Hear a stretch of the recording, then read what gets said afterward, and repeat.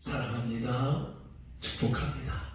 우리 예수 믿는 우리들은 우리의 삶의 가운데 그리스도의 문화를 세워가자고 말씀드렸어요. 그리스도의 문화는 우리의 말과 언어, 표정을 통해 살리는 언어와 표정으로 여러분의 삶의 자리에 하나님 나라를 세워가기를 간절히 소원합니다. 자, 오늘 사무엘하 21장 1절 14절 말씀을 살펴볼 터인데요. 오늘 본문의 말씀이 많이 어렵습니다. 왜 그러냐면 이스라엘 나라 가운데 3년 기근이 들어요.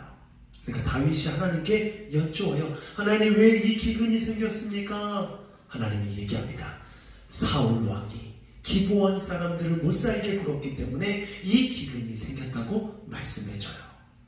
여러분, 여호수아 9장을 보면 이스라엘 민족과 기브온 민족이 화친을 맺습니다. 자, 약간 정직한 방법은 아니지만 이스라엘 백성을 속이고 기브온 민족이 화친을 맺어요. 그 대신 기브온 민족이 이스라엘 백성에게 이렇게 얘기해요. 우리가 이스라엘 백성을 섬기겠습니다. 물기 있는 자, 장작 파이는 자가 돼서 이스라엘 백성을 섬기겠습니다. 그래서 이스라엘 백성은 어떠한 책임을 지게 되냐면 기브온 민족을 보살피고 또한 돌봐줘야 할 책임이 이스라엘 백성에게 있어요. 그런데 사울 왕이 즉위했을 때 이 기브온 사람을 돌봐준 것이 아니라 학대를 했어요. 5절 말씀을 보면 이런 말씀이 있습니다. 그들이 왕께 아뢰되, 기브온 사람들이 다윗 왕에게 아뢰되 우리를 학살하였고 또 우리를 멸하였고 이스라엘 영토 내에 머물지 못하게 사울과 그 자손들이 했다는 거예요. 그래서 다윗이 기브온 사람에게 물어봐요. 어떻게 하면 너희 화가 풀리겠니? 그러니까 이들이 사울 자손에게 속한 7명을 달라고 합니다. 그리고 이 7을 나무에 매달아 목을 매달라 죽임을 통해 그들의 화가 누그러지게 돼요. 그런데 이 사울 가문에 속한 7 아들이 죽었을 때 리스바라는 이 사울의 가문의 여인이 슬피웁니다. 베옷을 피고 그곳에 자녀들이 시체를 놔둬요. 그리고 비가 오는 그날까지 짐승들이 이 시체를 어떻게 하지 못하게 그 시체를 지키게 됩니다. 그런데 이 소식을 다윗이 듣게 돼요.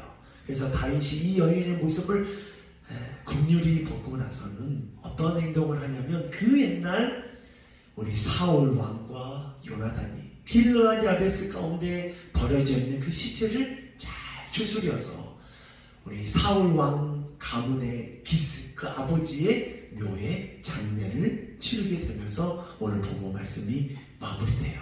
자, 오늘 본문 말씀을 통해 우리가 얻을 수 있는 영적인 메시지는 무엇일까요? 3가지가 있습니다. 첫 번째, 다윗이 잘한 것이 무엇이 있냐면 나라에 기근이 들었을 때 자신의 방법으로 이걸 해결하지 않고 1절 말씀을 보니까 하나님, 왜 기근이 들었습니까? 하나님께 여쭤요. 다윗에게 하나님께 인정받았던 모습이 무엇이냐면 문제가 생길 때마다 기도하며 나아갔어요. 우리도 우리 한 주를 살아갈 때 문제가 있으면 어떻게 해야 될까요? 하나님께 기도하며 나가십시오. 하나님께서 응답하시고 여러분과 함께 하세요. 두 번째는 하나님 앞에서 지은 죄는 하나님께서는 어떻게든 그 죄 값을 갚게 하셔요. 옛말에 그런 말이 있죠. 세월이 약이라는 말이 있습니다. 세월이 지나면 그래 좋은 게 좋은 거지. 아니에요. 하나님은 그들이 지었던 그 죄를 다시 그들에게 묻습니다. 오늘 성경 말씀을 보니까 하나님께서 사울 가문의 그 죄를 모른 척 하지 않고 그 죄값을 물으십니다. 그렇기 때문에 오늘 본문의 말씀을 통해 우리는 날마다 우리의 삶을 돌아봐야 돼요. 그래, 잘못한 것이 있으면 하나님께서 치기 이전에 회개해야 돼요. 사울의 가문의 7 아들이 죽기 전에 사울 가문이 회개했다면 이러한 어려운 일이 생기지 않았을 것입니다. 날마다 우리의 삶 가운데 돌아보고 또 하나님 앞에 죄진 것이 있으면 회개하는 저와 여러분에게 원하고요.